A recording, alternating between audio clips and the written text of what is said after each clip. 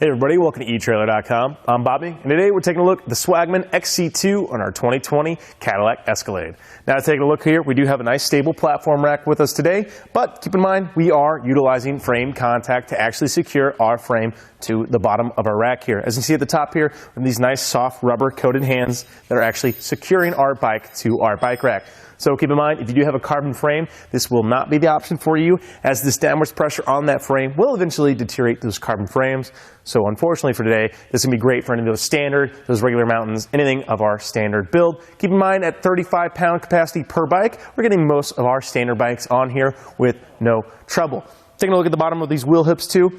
What you can see here, you can see there's no actual securage of our wheels to our wheel hoops. However, they sit quite nicely in there. Keep in mind, as those tires get bigger, you might have a slight issue with those, and you can always pick up some kind of straps or anything like that in addition to actually getting this. Another nice little feature about this though, as you can see, these do just loosen and they can actually slide down as they go.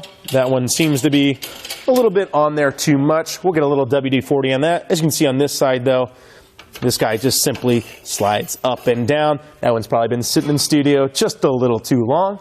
But taking a look here as well, let's go ahead and see how we can actually get this bike rack off. So if you're looking for a nice simple way of actually getting your bikes to the trails with you, this is going to be a great option for you. As you can see, I just simply push that lever in.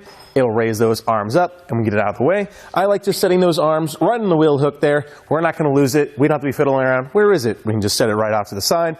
To actually remove the bike though, I want to go ahead and actually support our bike frame so we're not tilting into our vehicle or ourselves. Again, pressing in that lever there, just simply sliding that arm out of the way.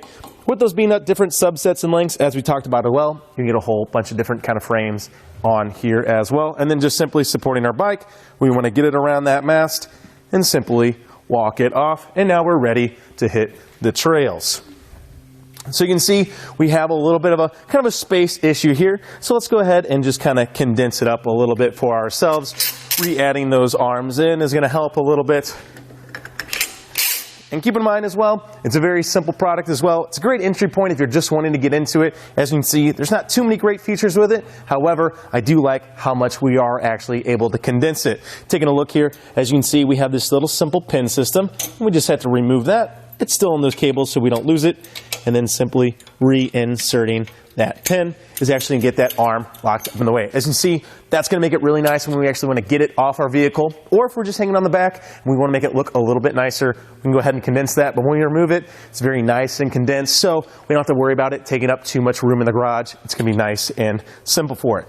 Now keep in mind, we are adding a little bit of length to our vehicle, so let's go ahead and take a look at how much we're actually adding.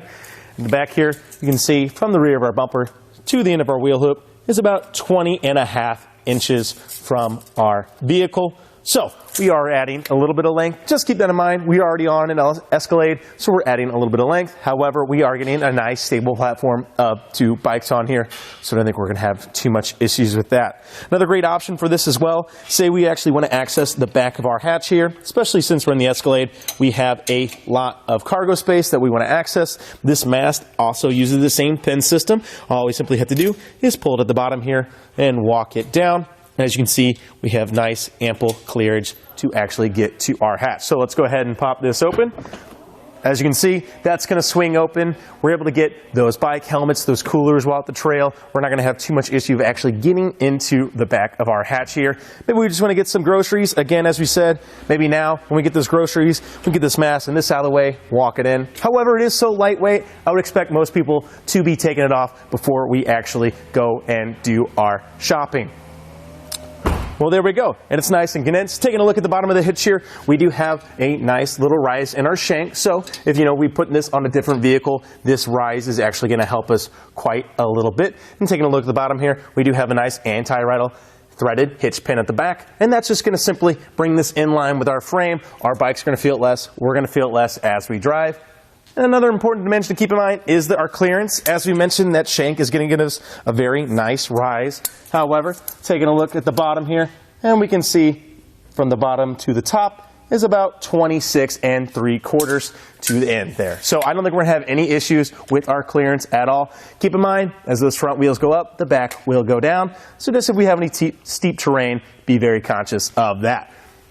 Well, if you're looking for a very simple way of actually breaking into the biking industry, I think this is going to be a great option for you. You know, it doesn't have a lot of the bells and whistles that some of the higher end models do. However, you know, it's very simple, utilitarian, it's going to get the job done. And I like how much it condenses, and the lightweight aspect of it makes it very easy to remove off our vehicle when we're done. Well, I think that about does it for our look at the Swagman XC2 on our 2020 Cadillac Escalade. I'm Bobby. Thank you for watching. Here it is on our test course. We'll start by going through the slalom. This is going to show us the side-to-side action, which simulates turning corners or evasive maneuvers.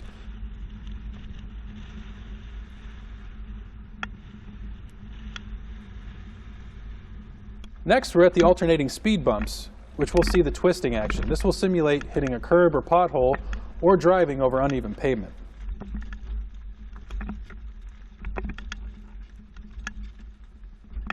Finally, we have the full speed bumps, where we'll see the up and down action, which is just like driving out of a parking lot, garage, or driveway.